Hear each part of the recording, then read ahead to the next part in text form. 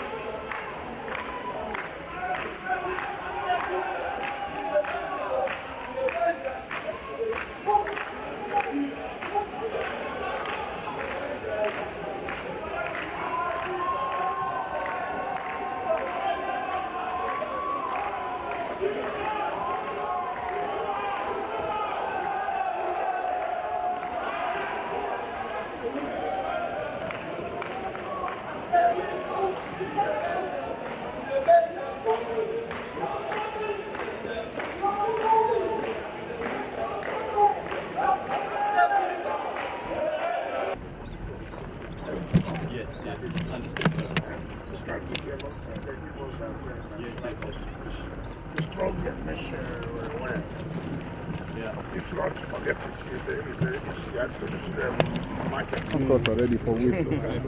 Sorry.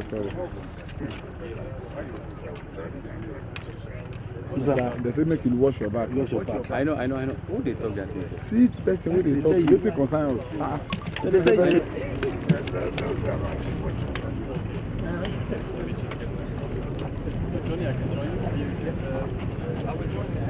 Oh, yes. Which one is Thank you, sir.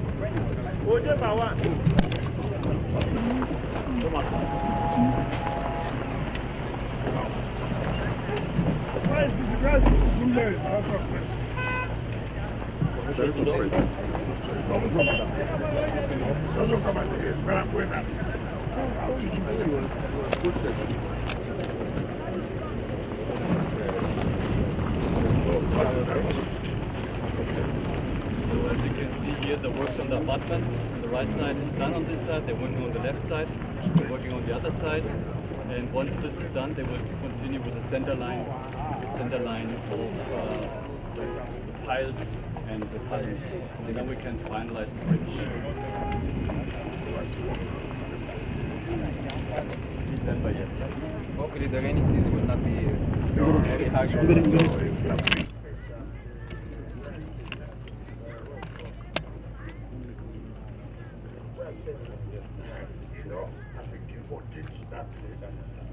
This one are supposed to go like this.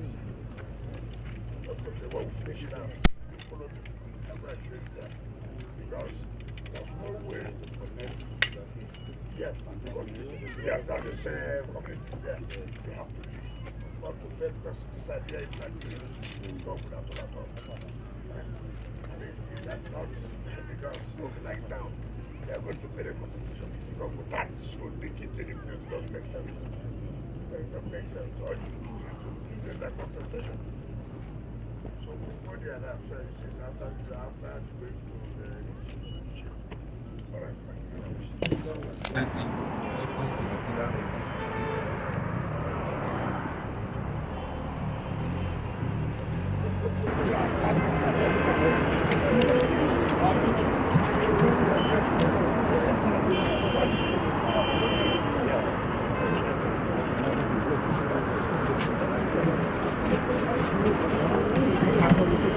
Last time.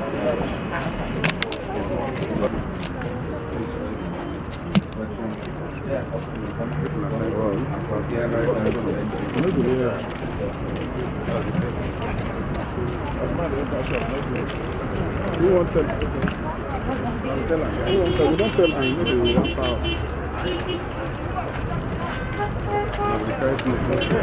know the one house. I know.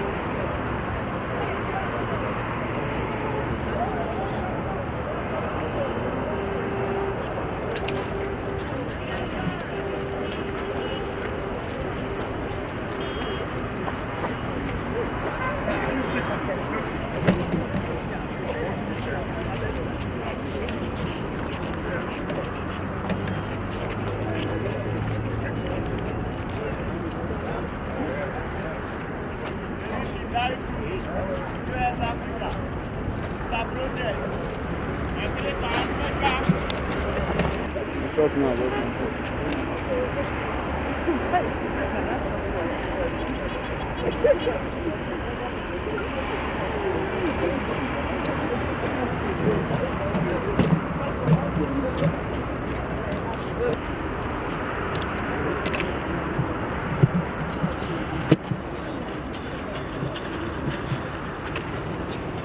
Are we set? Yes. Okay, Chairman. Your Excellency, sir, good afternoon. A multiple of programs have been lined up to be commissioned ahead of the president 2 years in office. Those you expected this afternoon are also part of them. With tomorrow, 29 May 2025, marking the 2-year anniversary of Mr. President in office, how set is the administration ahead of this important task in terms of completion and standard of this project, sir? Well, I thank God that you have been part of this journey. We have outlined the projects that will be commissioned in this 2nd year anniversary of Mr. President. This afternoon, we were at the International Conference Center. You can see for yourself the quality of job, and that is ready. The contractor, Jonas Berger, has fulfilled the promise they have made. We also have N5, the live camp. That is also 95% ready. And Berger has also said before the end of the week, this week, that job is also ready. Now we're at Grishi from the interchange, the junction there. You can see that CGC have done a marvelous job. They have completed this axis. And by my right, going to judges' quarters have been completed. And from here to Jahi, linking to where Gilbo is working, Wolosheika Road has also been completed. So I feel so happy that the contractors have lived up to expectation. The quality of work is superb. I'm sure residents in this area are very happy with the administration of the president. He has made promise that he was going to develop and create road infrastructure. So the residents of Abuja, and this is what he has done. I'm so happy with what we have done. You know, it's like you sat the exam and you read for it and you came out with flying colors. This is a marvelous job and we're very, very grateful and we thank God for this. Okay, Your Excellency, sir, as strategic as this route is it part of the route we are considering inviting the president to come on commission?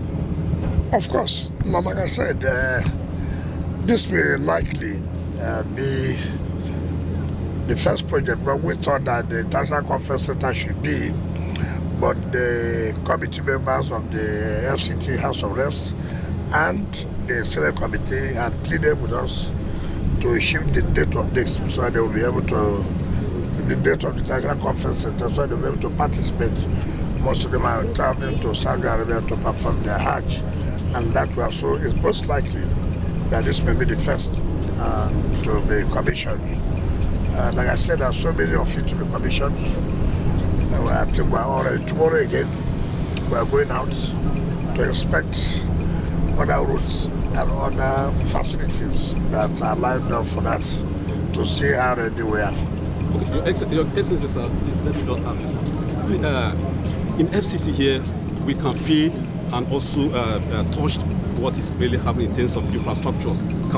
Is this also a replicant of what is happening across the country in terms of what Mr. President is doing? Of course, but I have to speak on the one I'm in charge of. I think that the same thing is happening, so I don't want to talk on other areas that I'm not fully in charge. I think the same thing is happening. All right, Minister, beyond infrastructure now, you've been very keen on optimizing security in the territory, and residents have actually recognized your effort in this regard. But there was a recent situation that happened, the suicide bomber, and residents have allayed their fears. What reassurance are you going to be giving these residents? Well, I let me correct an impression. The security never said it's a suicide bomber. And so that we don't go and create a pressure and put fear in people. You should try to do what we call investigative journalism. Naira really? No, Naira is not FCT. Naira is not the head of security. Security agencies are there. What happened there was somebody went to where we have these quarries, where they blast all these rocks, and took the explosive and put in his pocket. Of course, some of them may not even understand the implication of that, and so it exploded on him. And so that does not mean that it's a suicide bomber. So we should be careful of the story we plant, and let not send the wrong message to the residents. You have said that the residents are also aware that yes, there's improvement in security. So that is enough for us. We continue to do what we are supposed to do, and to allay the fears of the residents that Abuja is still secured. In fact, it was secured as far as this country is concerned. We are doing everything possible. So I did not get report that the person is a suicide bomber. That's not correct. Honorable Minister, sir, it's 2 years gone already, and you've achieved so much, so glaring for all to see. But obviously, there is no milestone without challenges. What will you say has been your greatest challenge? The challenge of people refusing to pay their money. I wish I would speak on that in the next media chat. And people just want facilities, people want infrastructure. But nobody asks, where are you getting these funds? Abuja is not one of the oil cities. We only rely on taxes. We did not even, these are not new taxes. These are taxes that have been here for years. It's unfortunate that most elites own houses overseas. They know the implication of not paying your taxes. They know such houses are gone. But when it comes to your own country, you don't want to do that simply because nobody wants to obey law. Everybody thinks they're not sanctioned. And I've said it, that it did not happen yesterday does not mean to not happen today. That will not happen today does not mean to not happen tomorrow. So we must live. We must do something to say that we're also supporting government to see that those infrastructure that we need, we do our own part. Look at the years, 20-something years, 30-something years, and how much is it? We have not increased the ground rent, but we're working towards that. We'll do that. I can assure you, the president has given a window of 2 weeks. Let nobody think that blackmail or whatever will stop us. We'll do what we're supposed to do. This is all about leadership. We will not give in for blackmail. We'll do the right thing. If we have not paid, we will. As I travel, I signed over 1,500 CFOs and assignments. Now, when we sign that, you collect the CFO, and then you will not pay taxes to the government. I mean, it's not acceptable. It doesn't matter what anybody wants to say, it's not acceptable. So that's our challenges. Pay your taxes and see what we're doing. It's not to say, oh, FCT is doing well. How are we doing well? How are we doing well? We're doing well because we're managing the resources we have prudently. If you pay your taxes, you will see that it will be a different thing. And that's what we're trying to do. So this is one of the heavy challenges that we're facing, and we'll surmount it. We are sure that we're going to surmount it. Thank you very much. Thank you.